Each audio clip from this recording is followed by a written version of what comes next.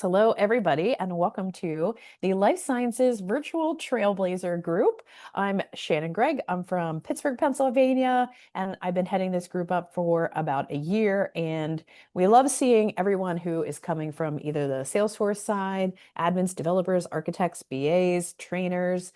We love seeing people come, whether you are in drug R&D, compound development, diagnostics, genomics, manufacturing, or if you're like, I don't know anything about the life sciences, but I really wanted to hear Brian's, or in the right place today, because my friend and now yours, Brian Murphey, is smart, so thoughtful, so prepared, and so aware of all of the things that are happening in Salesforce in the healthcare and life sciences industry that I am beyond pleased to welcome Brian to the Life Sciences Virtual Trailblazer Group. Brian, thanks for being here today.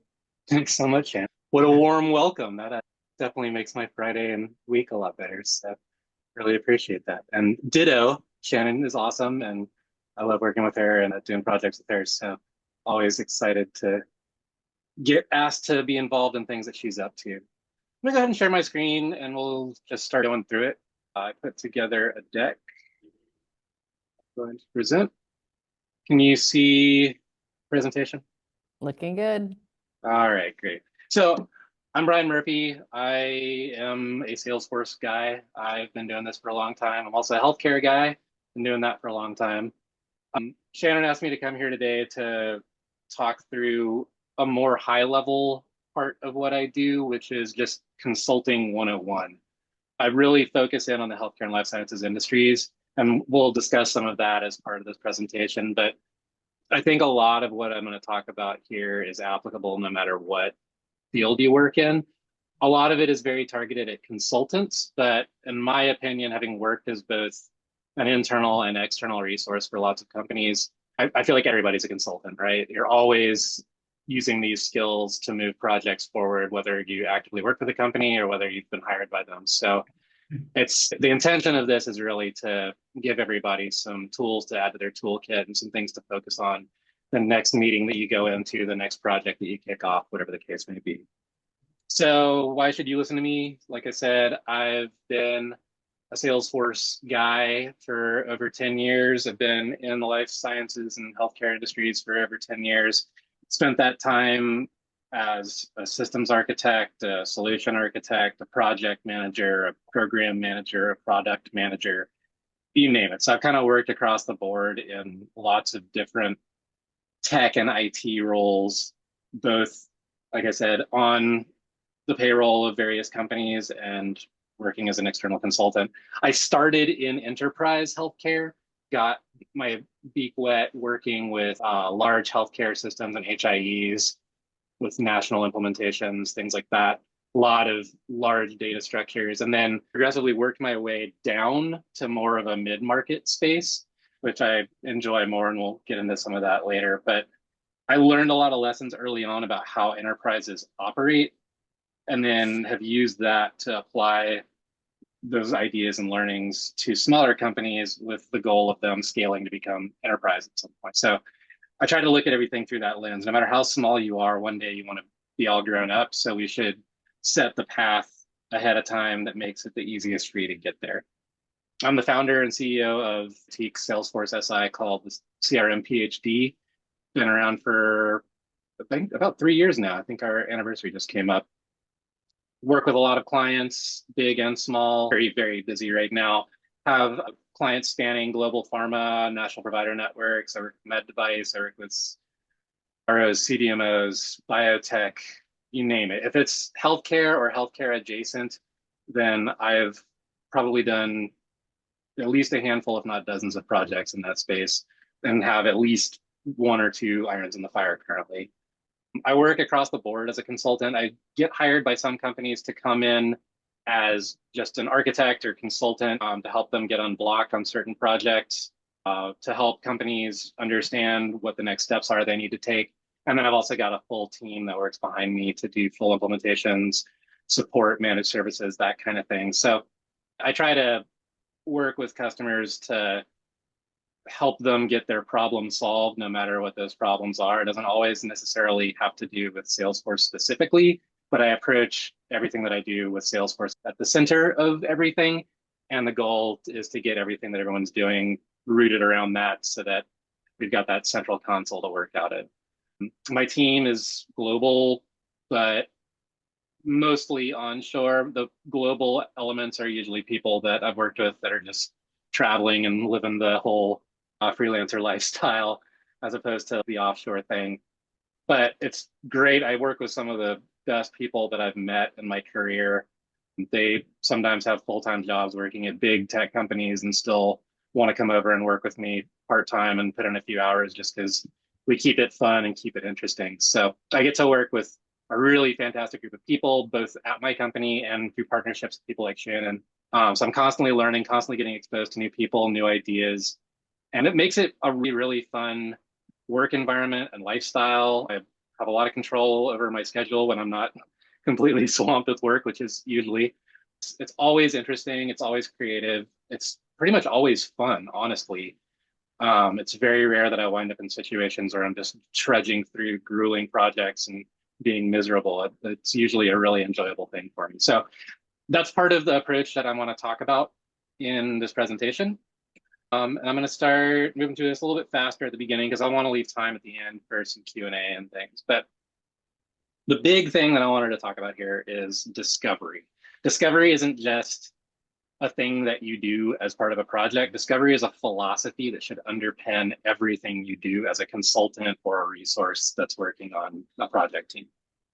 Discovery is your opportunity to gain trust and access. It's your time that you get to develop relationships with the stakeholders on your team, whether they're on your team or whether they're on the client side or whether they're on a third party. It's where you get to prove your worth and show that you're a serious person and get them bought in on what you're going to do as early as possible so that when the time comes to make decisions and things get tough, that you've got a team that's willing to come together and make those things happen for you. Discovery is also where you set all of your expectations, right? From the second you start talking about a project to anybody on the team, you're setting expectations of some kind. You always need to be hyper vigilant about that. Always set expectations appropriately. Otherwise, you're going to be walking back what you said, and you're going to be looking like an idiot, and you're going to lose that trust that you spent so much time building, and it's just going to erode everything out from under your feet, and you'll never really get that back. Discovery starts before the actual sale happens. This is more of a consulting thing than an internal thing, but discovery happens well before the project kicks off. From the moment you first start discussing a project, you should be doing discovery. You should be finding out key things about what is going to happen in this project, who the stakeholders are, what their concerns are, what their objectives are, and speaking to that and building towards that in every move that you make. It's not something that gets handed off by a sales team to a delivery team to take over and hope that they have everything that they need and can go ahead with it. And then discovery is continuous throughout a project. There isn't a point in a project that I'm not still doing discovery. There's always more to be done. There's always more to learn. There's always expectations to be set. There's always new goals and shifts. So it's not like you have a discovery phase and then you're done doing discovery and you move on. You should treat every project like you're just constantly doing discovery and factoring that into what you're doing going forward. I put in this graphic here, cost of poor discovery, 68% of failed Salesforce projects can be traced back to inadequate discovery phases. I have no idea if that's actually a real metric. It just sounded cool and underpins my point. I don't even know how you would actually qualify that metric at an industry level, but AI said it, so I'm putting it up there. Might be a hallucination, but it works. But the basic idea is most of the projects that I see that are having problems, and I get brought into a lot of projects that are already in flight that have ground to a halt and need to get unblocked. Most of it can come down to not having spent the time to do discovery and take this discovery approach throughout the project so that as these problems arise, you've already got a plan for how to deal with them. And the things that I see whenever projects don't take this approach, scope creep, we've all seen it, budget overruns, nothing gets done on time, nothing comes in at cost, and user resistance. People going, oh, well, this isn't what I thought it was going to be, and man, I don't want to do it, or yeah, that seems nice, but whatever, it's not really that important to me. You haven't spent the time building the excitement and building the buy-in to make it so when you launch, people are actually going to get benefit out of it. Core principles. So I just a caveat, I generated this entire presentation out of AI. This really cool tool called Gamma.app. I'm not shilling for them whatsoever. I was just blown away at how fast it was able to pop things together for me. And I just typed in a basic outline and it spit all this stuff out that looks really great. So some of this is going to look really corporate and cheesy. That's because I just kind of let the AI say its stuff and I'm just going to talk on top of it. But I wanted to call that out because I'm using AI more and more in every single aspect of what I do. And tools like that are a great way of taking what's in here and getting it out here as fast as possible so I can focus more on what I bring to the table as opposed to the data entry and organizational parts of the business. Just calling that out. But core principles of effective discovery, the first one is active listening. And I know it sounds like something everybody knows, right? But the reality is I sit on calls with other teams, with other consultants all the time that won't shut up. They sit there and just talk and the customer is sitting there listening. And they don't spend any time understanding what the customer wants, understanding what the customer is afraid of, understanding what the customer's risks are, understanding what's happened in the past that would make a customer feel a certain way. So much of any project is understanding how your customer, whether that's an internal customer or an external customer, how they feel. I tell people that I'm 25% Salesforce consulting and 75% a therapist. I spend most of my time talking to people, reassuring people, making people feel heard and understood, getting people that don't talk to each other on the same team to get on a call and actually hash it out in front of me. There are times that I sit on calls and all I do is welcome everybody to the call and then sit there and record while they argue with each other. And that's totally okay. That's a big part of what we want to do. We want to encourage people to tell us everything, to just put it all on the table. I tell people there's no such thing as a bad question or a dumb question. Ask everything, assume nothing. If you feel like there might be something you're making an assumption about, ask the question, ask the dumb question every time and let them tell you in hard terms exactly what they mean. Otherwise, you'll always be dancing in circles around each other, right? And so much of that is literally about just saying, why do you do that? And shutting up and letting them talk, right? Fight the urge to be the expert or be excited and tell them you've already got a solution. Another thing, empathetic understanding. So yeah, delivering solutions is important and that's a part of what we do. But I'll tell you this, enterprise and down, most of the solutions that I implement for companies are really basic. It's pretty rare in any project that I do that I'm actually doing something that's super complex. Now, when you get up into big companies, there may be like a part of the project that we need to do some complexity. But I'd say 75% of any given project at any scale is mostly basic Salesforce stuff and just helping people understand how to use it better and make the most out of it. A lot of what I get called in to do is undoing very complex stuff that other people have built because they've been more solution focused than they have been in understanding how to solve a customer's pain point. And so what you want to do is spend time early on with your clients or your stakeholders, understand why they're having this problem, understand what's led them to making the choice to run this project, understanding who have been people in the past that may have been difficult to work with or done things that didn't wind up working as well as they'd hoped.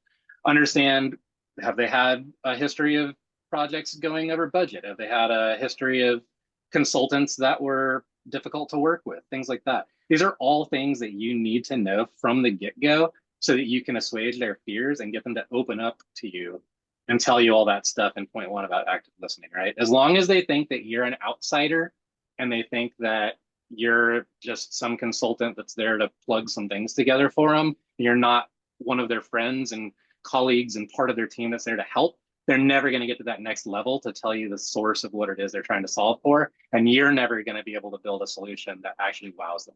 And I guess the third one, collaborative partnership. It's never a client consultant relationship. We're always on the same team.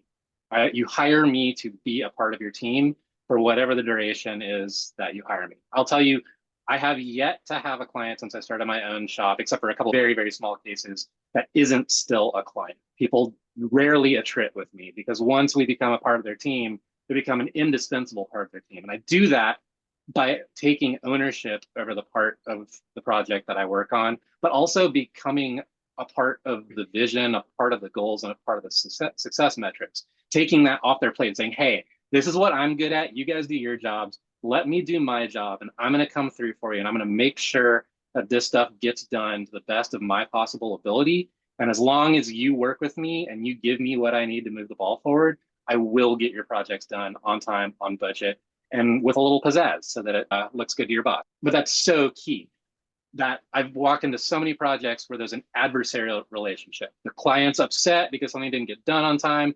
The consultant's pushing back because, oh, I didn't say that, or you misunderstood me. And no, it says this in the SOW. That's death to a project. It's never going to come back from that. And you're never going to have success no matter how good a solution you build, because they're never going to perceive it as successful. Project success is entirely about customer perception. It's not about the actual physical outcomes of what you built. And then be confident. This is the biggest one. I have been in so many calls with people that get asked a difficult question by a client that they don't know the answer to, and they make something up on the spot. And it is so obvious to everyone on the call. And we're all like, oh my God, this person has no clue what they're talking about. And now you're never going to trust another word that comes out of their mouth. Or they clam up because a client's getting a little heated and has a strong point to make, and they react to it and they start getting upset. And then you turn into this cycle of escalation, and now people are angry at each other. And now everyone is withholding information from each other and casting blame instead of collaborating on coming up with a solution to the problem. So the best thing you can do anytime you walk into a project, and the first time you ever meet a client or a stakeholder, is be confident. And confidence can come in many forms. Confidence comes in, I've been doing this for a really long time and I do know what I'm doing. I also know enough to know that there's a lot of stuff that I don't know what I'm doing on, right? I am confident that there are a lot of things that I don't have the answer to right now. But you know what? I'm also confident that I've got a big network of really smart people, and I probably got at least one or two key people that do have the answer to that I can get on the phone later today and come up with a solution. And I'm confident that I can get that solution for you and get it in place in time to make your project be successful. So if you come into it knowing that I am the expert, present as the expert, but never ever fake it, never lie, never get caught making things up, own up to everything. You will maintain that trust that maintains that collaborative partnership that allows you to have customers open up to you so you can have that empathetic understanding with them from these active listening sessions, because now instead of fighting you, they're there to talk to you, right? So it all comes together, and that's the core of what it is. But if there's one thing that will sink a project or even a call, and I'm sure everyone here has seen it before, is someone pulling something out of their ass or someone getting wound up and pushing back on the client in the wrong way. Doesn't mean you can't push back. And we'll talk about that in a little bit, but there's a right way and a wrong way to do it. And the right way is confidently help them understand that there's a better path and help guide them to it instead of fighting with them to make them see your side. All right. Discovery process. So there's a standard process that I approach to every project.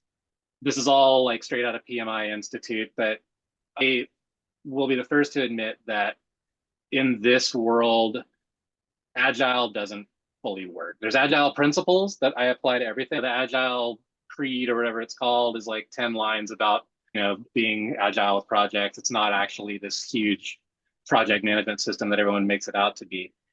Consulting is more of a blend of Agile and Waterfall. It used to be straight up Waterfall, and there's still plenty of companies out there treating it that way. But at the end of the day, you've got a project, you've got deadlines, you've got a budget. You can't just iterate indefinitely for as long as you want to get things done. You have to actually get stuff done to a certain point and plant a flag. So you can't approach things from a purely Agile standpoint. That being said, you can apply a lot of these principles. So the main things, and this is stuff that everyone's told you, but I do this religiously, and I've got forms and things that I've built out and systems in place to underpin all this stuff that I'm happy to share with you guys offline. But first is pre-discovery preparation. Like, I focus on my sub-verticals within the industry because that's my niche. And I have spent tons and tons of time understanding that space. I understand the clients, I understand the industry use cases, I understand who the competitors are. I've worked with many competing businesses in the same space, so I can understand what they need. I try to not step outside of that too much at this point, just because I honestly get enough business and it's hard to branch out from there after so long and try to become an expert in other disparate subverticals. But no matter what you're working on, that's the first step, is like understand the business that you're working on, understand who's in it, understand the landscape, understand the things that are moving, understand their use cases, understand why they would be talking to you in the first place and the problems they're trying to solve. Define clear discovery objectives. This is really important. Basically, what are we going to do in discovery to get what I need out of you? You have to tell people, I need this information from you, and I need this information from these types of people on your team. The amount of times I've walked into projects and there's been a single project manager that knows how it works for everybody, and they're just going to talk to me and tell me how everyone does their jobs. And then you build it, and then you bring it to all the people that do their jobs, and they go, this is nothing like what I do every day. Don't let that happen. You need to get the people who do the job to tell you how they do your job so you can help build it for them. And part of that is making sure everybody on the team understands that, no, we're not going to move forward until I've had a chance to do that. So plan now on getting me that access. And that goes with assembling the right discovery. Analysis and synthesis, another AI title. Identifying key themes and requirements. I try to break everything up. And this starts at the sales phase, right? When I first have a client come to me with a problem, the first things I'm trying to look at are, what are the main objectives and themes that we're trying to nail? Is this a sales process in Sales Cloud we're trying to build out? Is this a service process? Is this some kind of workflow that's Health Cloud based? Is this an app integration, a third-party integration? Start putting stuff in buckets and grouping it in that way so you can start building an idea of how you're going to phase this out and get different processes moving in conjunction. You want to be building that from the get-go and then refining from there. But from your first call, you should be sketching this stuff out in discovery docs and starting that top-down refinement. Prioritizing needs. Priority should be part of every single discussion you have with a client. There isn't a single call that I have with a client where I'm not making them publicly state what their priorities are so that I can hold them to them later on when they try and tell me their priorities have changed or they're trying to add scope creep. If you tell me that this has to be done on this date and nothing else is important, and then we're a week out from that date and all of a sudden something else is important, I'm going to play that call back for you and make you say, okay, we're pushing out our go live because you told me this is the plan. And then prioritizing or performing gap analysis. Understanding where you're at, understanding where you're trying to go. Gap analysis, for me, is not about some detailed software diagramming process. Gap analysis is a conversation and understanding what we're doing now, what we're trying to do, what isn't working, what is working, and where we're trying to go in the future. And as we get into the information gathering part of this, I have stakeholder interviews with key stakeholders that are touching these different themes that we've outlined. So service people need to talk to me about service, salespeople about sales, yada, yada. But what I want them to do is talk to me in a Salesforce agnostic way as much as possible. People get lost on the technical. People get lost on the terminology. I want people to define business use cases to me in their own terms and their own terminology. Teach me your acronyms. Teach me your product naming conventions. Teach me how your business speaks about your business, because a well-designed system is going to be written in your language, not in Salesforce's language. And the amount of times I've walked into projects with someone that knows a lot about Salesforce and has worked on it for years, and they've decided that this is going to be a lead and this is going to be an opportunity, and we're going to do a case workflow here. And I look at it and I go, yeah, you could do that, but that's not how I do. If you start off the conversation that way, again, you're always arguing over what the plan is. So as I go into discovery, I always tell people, stop talking about Salesforce. Stop talking about technical things. Oh, you want a DLRS roll up on that object? I don't care. What are you trying to roll up? Tell me what it is you're trying to do. Let me decide whether or not we're going to use DLRS. So I actually had a client recently that was stuck on that, and I had to have a long talk with them. Hey, we build our own code at my company. We don't necessarily need DLRS. The idea is get away from the technical and get people to speak their truth, get people to speak in their language about their truth, about how their business is operating and how their day-to-day job works, and then take that and document that in their words, because you'll have a much easier time pointing back at their words and their statements in their own language when you're further along in the project and they're saying, no, this isn't what I wanted. It's a lot easier to say, well, you said in no uncertain terms, this is exactly what you wanted, so that's what you got. Whereas if you've got a bunch of terminology mixed in there, it's a lot easier for them to say, well, I thought it was going to be a lead, so why isn't it? Reverse demos. I want people to show me what they're doing, not just talk about it. The amount of times I've gotten on a reverse demo with a client and they've started walking through a process that they knew in and out and could tell me without even clicking a button, and suddenly, oh, wait, I didn't realize this thing was here. Oh, wait, they must have moved this. Oh, why isn't it doing that thing? These are dynamic environments we're working in. These are startup companies that are constantly shifting. They have admins that turn over and decide to get sneaky and make changes in production without telling anybody. All sorts of stuff is constantly in flux. No one in their right mind should be able to say that they know exactly how everything works at any given moment. Expect there to be something that's going to throw you off. So go through it, look at all of it together, decide on key points and make them understand where the actual pain points are and document that. Get their existing documentation in front of you. I ask people for every spreadsheet they use, every document they use, give it all to me. You can take the client names or important business information out of it, but I want to see how you're handling your data, what that structure is. Because honestly, that's the lowest hanging fruit, right? A spreadsheet is a great thing to use to turn into Salesforce. Easy win. Spreadsheets are always a pain in the butt for your clients. They're always easy for me to set up in Salesforce. Everyone's stoked when you do it. Easy wins, low-hanging fruit, that's what we live for, right? Makes people happy, deliver it quickly and early and cheaply, and yay, Brian fixed a huge problem for us. Look how great Brian is. Now let's see what else he can do. That's how you build that trust early on and get people bought in and moving forward and excited and moving towards that final goal of your go live. And then detailed user stories. Gets back to that stakeholder interview piece. But again, use user stories, use acceptance criteria, use test scripting to, again, take a few different approaches, and I'll talk about this in a little more detail in a second, to how you make them spell out what their problems and desired solutions are so that you're always speaking to the same points together and there's no room for ambiguity once you get further down the road. Was there a question? Yeah. Solution development. We'll get into this in a little bit more detail, but once we've gotten everything from the clients and we feel like we've really exhausted every avenue, asked why about 1,000 times to every single person that we can think of, then we go and start thinking about how we're going to apply this to Salesforce. Now, I've always got some stuff in the back of my mind when I'm working on a project and I'm doing discovery. I try to do everything in my power to avoid talking about that until I've had a chance to sit down and go through everything and map it all together. Again, it's about setting expectations. And as soon as you tell somebody you're going to do something a certain way, that's where their brain goes. And if you have to walk that back later, it makes you look like an idiot. Even if what you're going to show them is something better, still makes it sound like you're indecisive or you don't know what you're talking about, erodes that trust. So better to just not do it in the first place. Get all this stuff in business terminology, leave Salesforce completely out of it as much as you humanly can. Get that all documented, get the client to approve it, then go map Salesforce on top of it.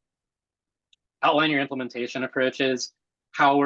What features are we going to use? Is this a build versus buy situation? Do we need to get middleware in for this integration versus building a custom connector? Do they have the right SKUs? Do they have duplicate SKUs? I do a lot of this. Hey, did you guys realize you've got 4 programs that do the exact same thing and none of them integrate with Salesforce? Maybe we should consider buying one that does and get rid of the rest of them and save you a whole bunch of money, right? There's a lot of things like that you want to walk through as like, how are we going to fit all of these things you want to do into your tech stack? And do we have all the right things in place to get that done? Things take time. CTI, great example. Getting short codes on texting or getting phone numbers moved over. That stuff can take a really long time. If you've got a deadline, you want to be out ahead of it and confident that we're getting it set up on the right tool and they're not planning to change that in 3 weeks.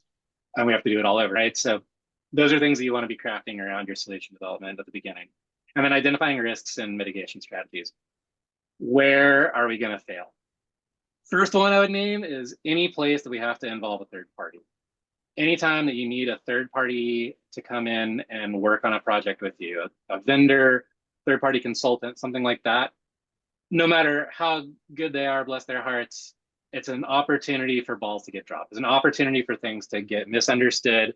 It's an opportunity for somebody to get sick and not be able to meet the deadline, and now everything has to get pushed back. And just be aware that in those situations, as a consultant, you will be held responsible for it, no matter if it's their fault or not. You always will be.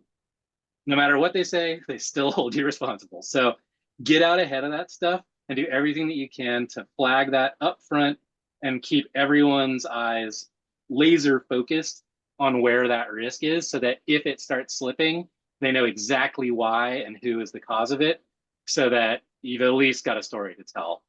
Other risks are, like I said, contracting and licensing is a big one. Oh, we haven't even talked to Salesforce about the fact that we need to get another 150 people on board in the next 4 weeks.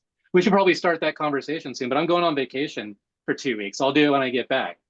Really? But we have a hard deadline on the first. These kinds of things happen all the time. People don't talk to each other. People don't plan internally. The amount that I see my clients just not communicating basic stuff like that to each other. Oh, I thought you did it. Oh, I thought we did it. Oh, I didn't even realize the marketing team already bought Marketo. We're halfway through talks on getting Marketing Cloud. We didn't even know we had that. Those are all things that you need to be able to work around so that they don't blow up in your face when it's time to pull the trigger. And get those out in front of people and discussed as early in the project, in the sales cycle, as you can. I put this stuff in my SOWs before we even talk about signing for a project. Essentially, discovery deliverables. There's 3 key things that I have for every project. I've talked to Kelly at length about this and Shannon at length about this, so they'll know what I'm talking about. But first one is, I call it a project scope document, but it's really your weekly status updates that go out to executive leadership. And I saw this accidentally, but basically the idea is all that stuff that we did, identifying risks, identifying timelines, deliverables, milestones, key stakeholders, what I need from you in order to be successful, gets put into a easy to read document, tells them exactly what's going to happen and exactly what's not going to happen in very clear terms, that is sent out to them on a consistent, regular basis. So if they ever tell me they don't know what's going on, they have no leg to stand on, right? The key is ownership here. Force them to take ownership, make them respond to you and tell you they read it. If they haven't, tell them if you haven't read it, then I can't commit to any of the things I'm committing to, right? You own this as much as me. So I'm doing everything in my power to make sure that you can make me be successful. If you can't commit to that, then I can't commit to your project being successful, right? It's all about ammo to use when people want to turn things south on you. Discovery report, forget this first one, I mixed it up, but this is really 2 key things. It's user stories and acceptance criteria. So I want to start those user stories that I talked about, spelling out all the requirements in clear business language as opposed to Salesforce language that the client has agreed on and signed off on. And then acceptance criteria. What do we have to do in order for you to say that we've solved your problem?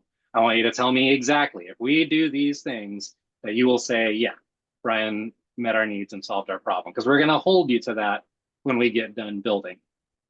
And then I didn't throw this in here, but I've started in the last couple of years writing test scripts at the same time that I do my user stories and acceptance criteria, just putting together a basic click-through concept. I don't show this to the client at the get-go because I don't want to set the expectation on how it's going to work necessarily, but I have an idea that, oh, we're going to need them to open a new opportunity and navigate to this stage, and that's going to send an alert, and then it's going to automatically update to this thing and do that.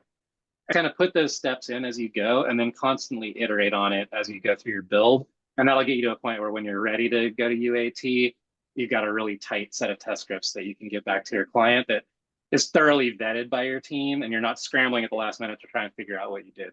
Really helpful to do that process throughout. I do process maps and architecture diagrams.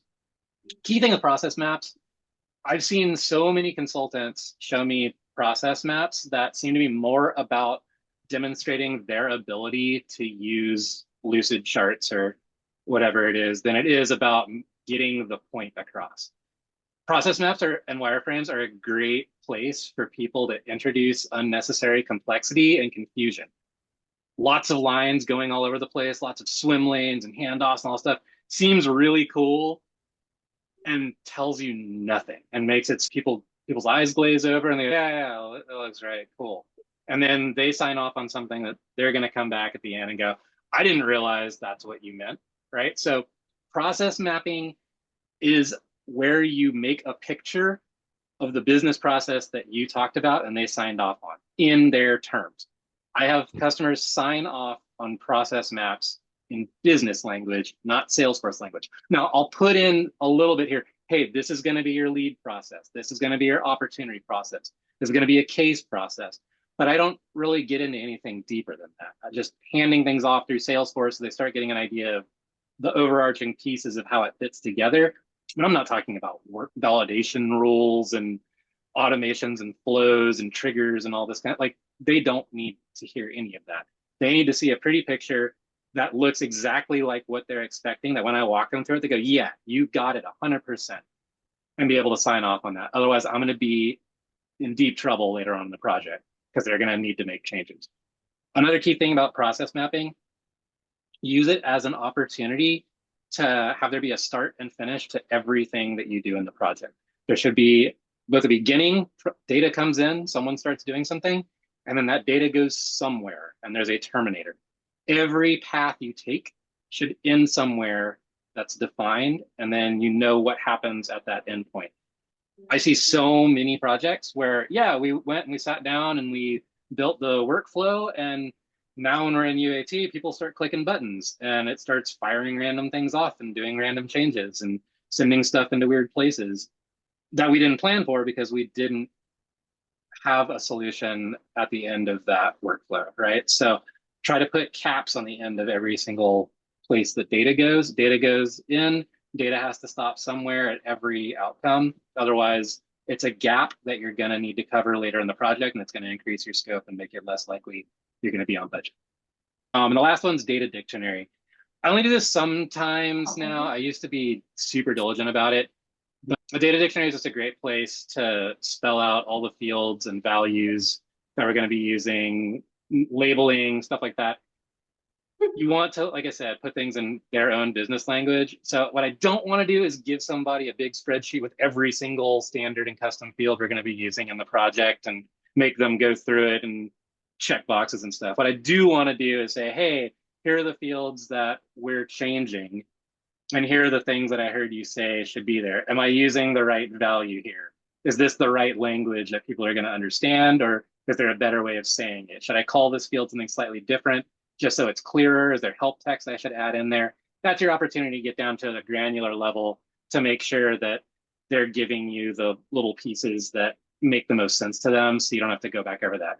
That's less important to me in the way I do things now. I work in a more iterative way. And to me, I'd rather get the big swaths of functionality out of the way and then have them go in and start testing and be like, hey, Brian, like, it would be better if we called this field this, or remove this field here. We add these two pick list values. So I do it a little less on a chart these days and a little more as part of my testing process, but it's still a good tool to have in your tool chest, especially on larger implementations, data migrations in particular. If you're moving over from one CRM into Salesforce, especially something like Health Cloud, there's so many table mappings that need to happen. There tends to be a lot of customization and a lot of switching pick lists and stuff like that. So it's a good place to just start mapping those things out so you've got a table of it that everyone can agree on and refer back to. It's great documentation for the customer at the end of the project too, so they know what this field means and does. And then your project plan. I like to start project plans during the sales cycle and then constantly iterate on them as you go. You'll see a big part of my process is iteration. Start with a big thing, whittle it down, and keep iterating and refining as you go through the project on all these aspects. But from the first call, you should have an idea of how are we breaking this out into phases? Who needs to be involved in this? What are the key timelines? What are the key risks? Are there any set in stone deadlines? Is there anything that's got some wiggle room? Key priorities, all that kind of stuff, and just start mapping it out into a Gantt chart view. Whether you do it on a spreadsheet or you do it in a project management tool, doesn't really matter, but I just switched my project management tool from one tool over to Jira at the same time as kicking off two huge projects earlier this year. and I didn't have Gantt charting set up, and I was so busy I didn't have time to get it set up. And oh my God, it's been an absolute nightmare. It's felt like I've been flying blind the entire time because I can't just see on a page where all the key deliverables are supposed to go. And that's been a couple of hairy projects. So get that in place as early as possible and then keep it updated. I tell project managers on my team, I want you in there updating their aid log and updating the project plan on a daily basis. I want to know every single day what's changed, what's different, what's being impacted. RAID log, if you guys haven't seen that, risks, assumptions, issues, and dependencies. Just a good thing to have in your project plan to keep track of stuff that's going to be going on that you review regularly with your client to make sure you're on the same page. You always want to be calling this stuff out. You always want to be putting it in front of the client, getting them to agree with you on it. Have your AI bot running at all times to capture that stuff, spit out transcripts, and be prepared to hand that stuff back to them when they try to argue they didn't say that. But these are all just opportunities to get that consensus and buy-in. I know I'm running out of time, so sorry. Anatomy of a good user story. I'm going to skip over this. I've been going a little bit too deep, but good user stories really just take a format of, as a user, I need to do this in order to accomplish this. I've talked about this enough already, but I want the users to tell me in their language what it is they're trying to do and why, and then I want them to get them to agree with me on paper that yes, that I've spelled that out. And acceptance criteria, same concept. Give them a specific context when a user performs an action, then a specific outcome is expected. And do that at the same time as the user stories, because that acceptance criteria is going to be them telling you this is what I expect to be happening. Doesn't need to be super, super specific, like field level, but it needs to be specific enough to where the process is described and we should expect to be able to meet these process requirements. All right, wisdom nuggets before I run out of time. Never solution on calls. Number one rule. I tell everyone on my team. I tell myself this every day because I find myself doing it still after over a decade of doing this stuff.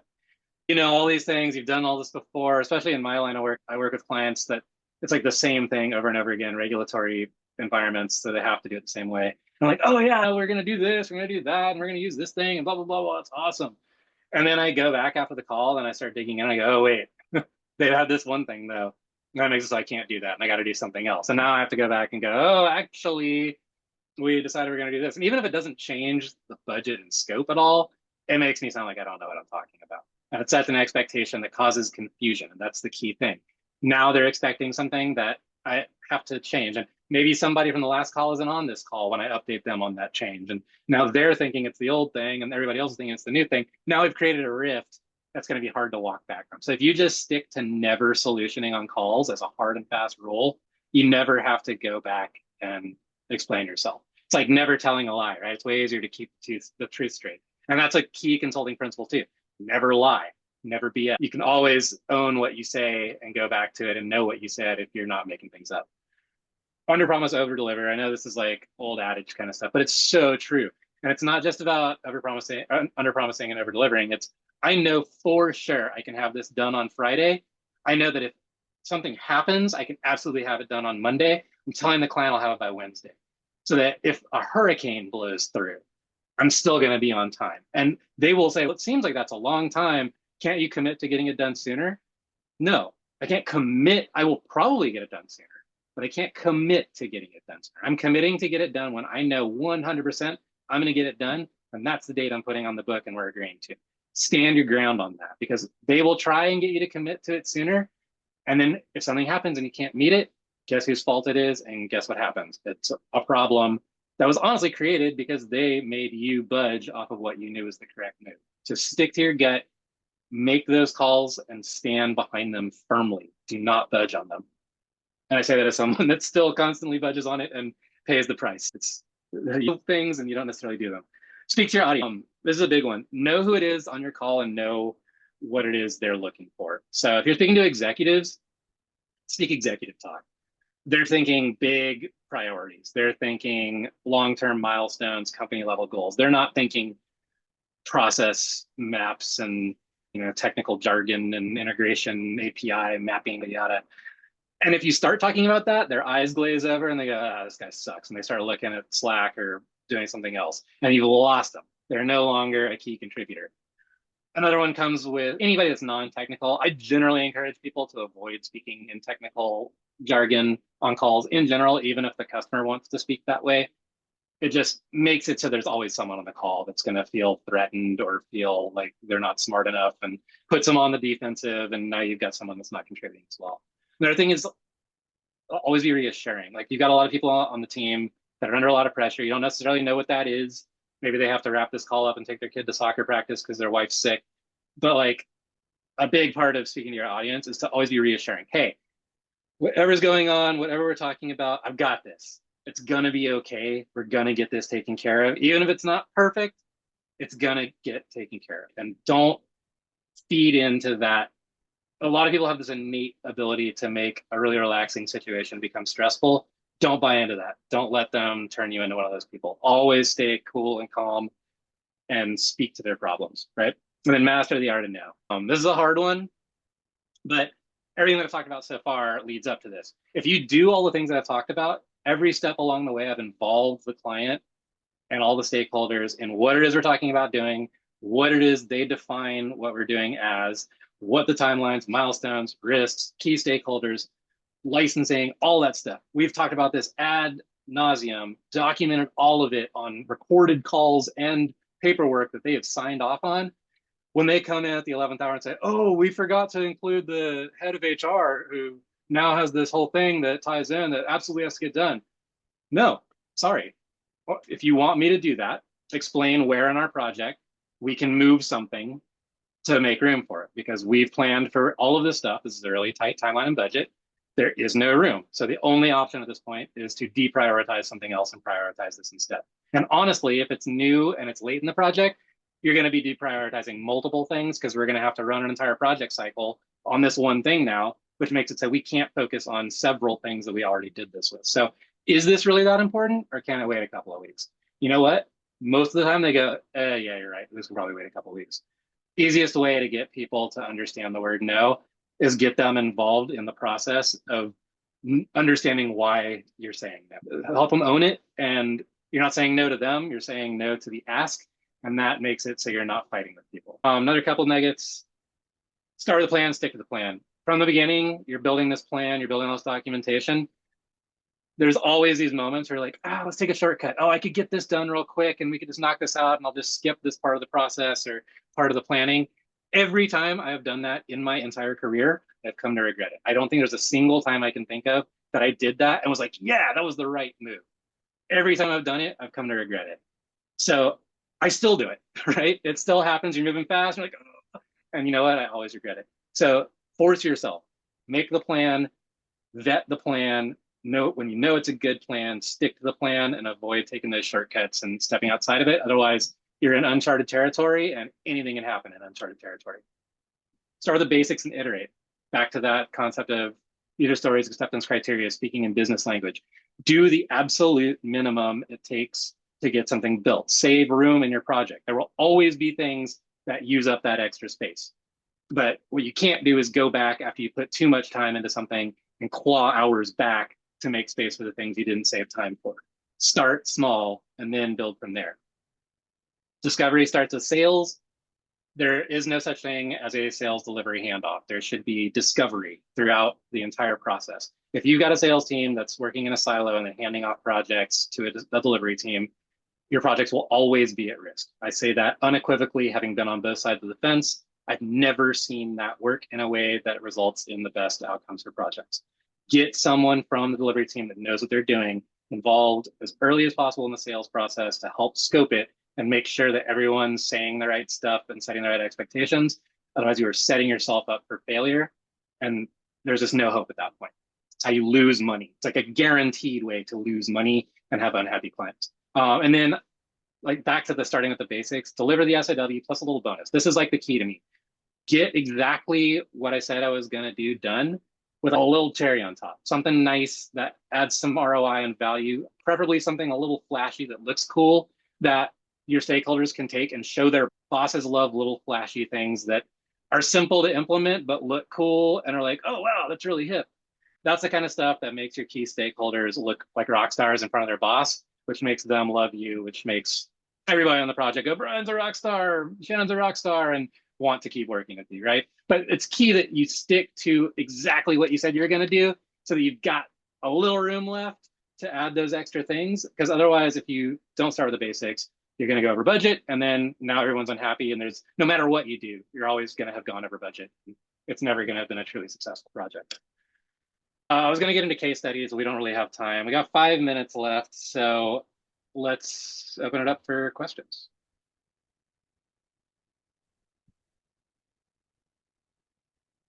Anyone? I don't have a. Yeah, go for it, Andrew. Yeah, Brian, I think my biggest question is like, where do you get the confidence to say no? I think that's one of them. I'm sure a lot of that comes with being an industry expert, of course, like yourself, and like being around a lot of different projects. But what helped you get to that point where you were able to say no to people?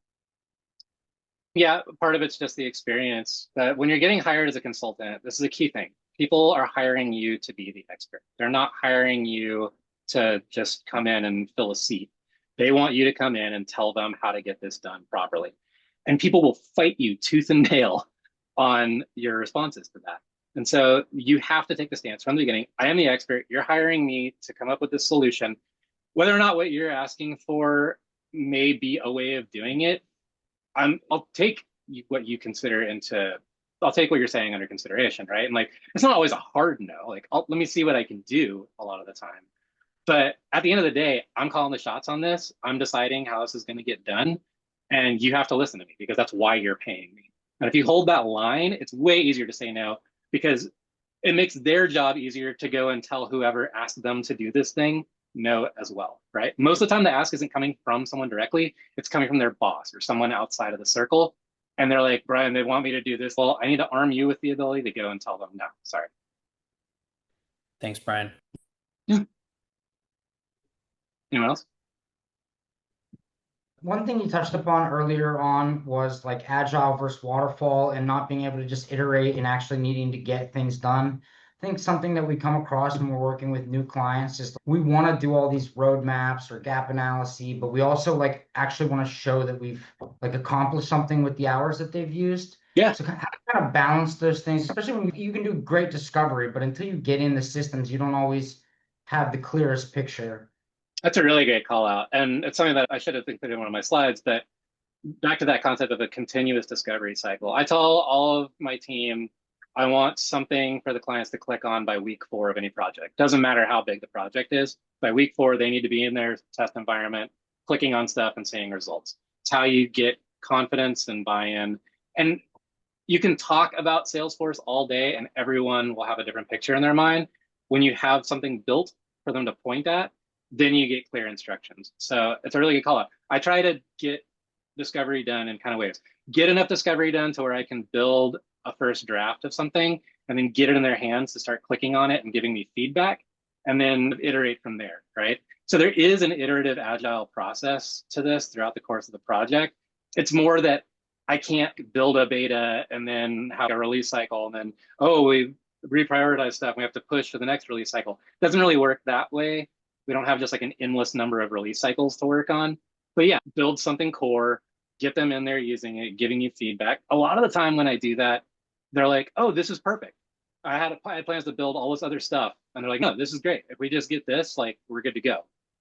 That's huge. It's a really good call out. Get people clicking by week 4 and then try to get new functionality in their hands on at least a bi-weekly cycle throughout the course of the project. And you'll be able to be on the same page throughout the whole thing. Thanks. Yeah. Hey, Brian, I have a question, or yeah, I think it's a question. I know that previously you had talked about not necessarily being Salesforce centric, that where you conduct your discovery calls being technology agnostic.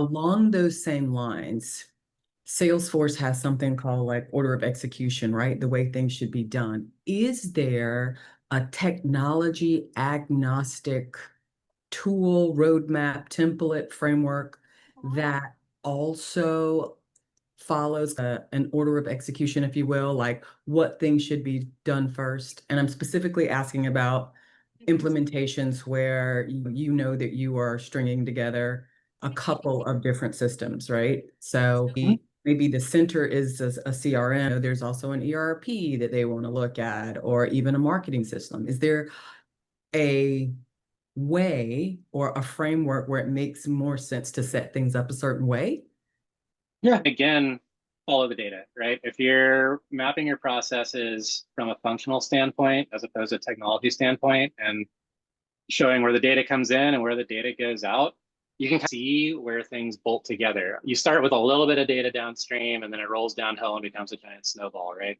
So if you're aggregating data across the life cycle of a workflow, it logically builds from start to finish, right? You're plugging other tools in on top as the data flows through the system, and it's adding more things and adjusting that data further and further. And that's how you kind of build it out. And so if you start from that standpoint and get that map, then it'll be pretty clear what needs to get built in order to inform the things downstream. And then you can take a look at it and say, okay, but like we need to plug this thing in on top. It's not really, the data doesn't need to get run through it necessarily in order for it to do its job. So we can probably start working on that at the same time we work on this other thing, right?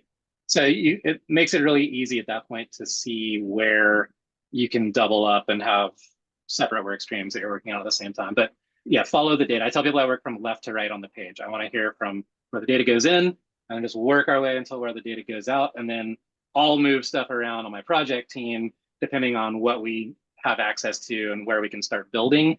So we want to think about it logically in those terms. And it helps with rollouts too, phasing things. Like if we're going to do sales is going to hand off to delivery, is going to hand off to support. We're going to build those things as separate phases, get those teams live in succession, naturally moves together, and the technology bolts in on top of that in a very natural way as well. Let me ask a follow-up question along that. Do you have situations where clients have come in and said, hey, we have maybe a support problem, or we want you to maybe work on this portion of the implementation. And then when you do the process map, you're like, okay, I see, and you've identified that as the problem, but that's not the underlying issue because your data flow is what's impacting the problem. It's more like, how do you have those conversations? Or can you give me an example of that? Because I think a lot of people on this call, what we get presented with as consultants and people that are working is, here's the problem, right? And so, of course, we want to, it's not just about solving the problem, but if the problem is actually a symptom of a much bigger issue, we're still expected to put a snapshot. Do you want to put a Band-Aid on a bullet wound, or do we actually want to back it all the way up and go, okay, we have a much bigger problem? Yeah, I'd say that used to happen more early in my career, and it still happens now. But if you start discovery in the sales process and you get people that are systems thinkers in there to start doing that scoping early on, I can usually catch maybe not what the problem is, but that there's a deeper problem and that we need to have more conversations about it before we sign the papers. And so a lot of it's that sniff testing up front. Don't be in a rush to get the deal signed just because they told you this is all they need. Listen for those cues that, hey, something about this doesn't totally add up. I'd like to look a little deeper into what's going on, maybe talk to a couple other people before we move forward on this, just to make sure that what you're saying is totally vetted. That's the best approach to it, honestly. And that's back to that discovery starts in sales piece, right? That's where you catch that stuff and that's how you prevent it. If, which still happens, you get into a project and you find out, hey, you got a whole mess going on in here that I wasn't aware of, and now we have to do something about it. That's a tough question. That's change order sound. There's two ways we can approach this. There's, I can solve your immediate problem and it'll work for now, but just know that we're going to have to go back and fix that other problem and then probably change what I've done.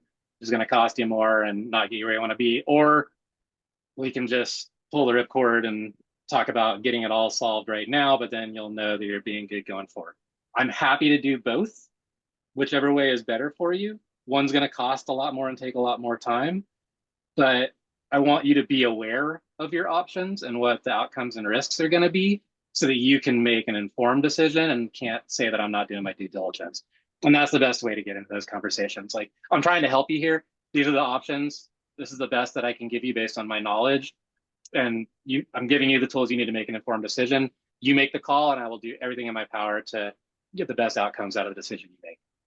It Cool. sounds like we need to bring Brian back for a second session. That's what I'm hearing. Oh my gosh. Please, everybody, join me in thanking Brian. Oh my gosh, this was incredible. I know I myself was feverishly typing notes. We did record this. We'll share this with everybody. And Brian, we'll talk to you about when we can get you back for a second session, because I Sounds good. know that there's a lot more for us to learn from you, and we appreciate so much you sharing your time, your knowledge, your expertise and experience. I don't think there's a person on this call that isn't going to walk away with a lot of things to think about. So many thanks to you, Brian. Thanks to everybody for coming and hanging on. Please make sure you're registered for next month, where we're going to have Megan talk about automating patient recruitment using Life Sciences Cloud, which is going to be a phenomenal meeting. Happy Friday, everybody, and have a great weekend. Thanks again, Brian.